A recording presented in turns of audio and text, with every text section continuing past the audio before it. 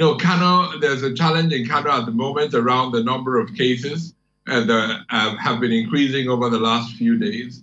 We just activated a laboratory in Kano.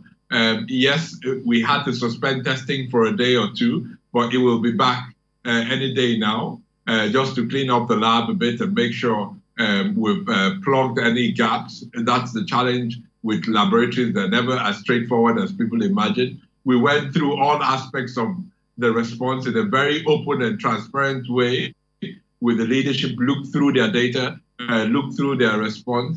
I personally, with the team, visited one of the hospitals where they manage cases, of course, not going into areas where patients are being actually managed, but went to the hospital, spoke to the leadership of the hospital, saw the excellent work people are doing, very committed clinicians are doing, managing cases in Kano.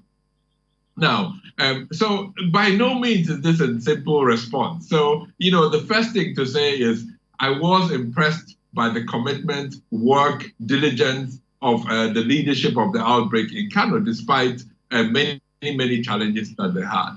So while we were there, and a few hours preceding this visit, there were rumors coming out about excess deaths reported in a cemetery or a few cemeteries in Kano. We did what we always do. We started a field investigation of these deaths in collaboration with the incident management team. So we set up a plan. We devoted resources to analyzing and understanding that situation.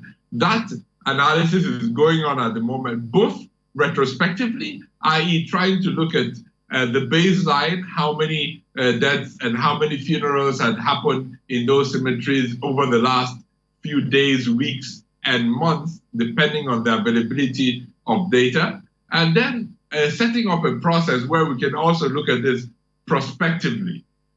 So that's what is going on at the moment to respond to the challenges in Kano. At the same time, we still have the outbreak to manage. Every day that new cases, every day that cases that have to be evacuated are brought into care.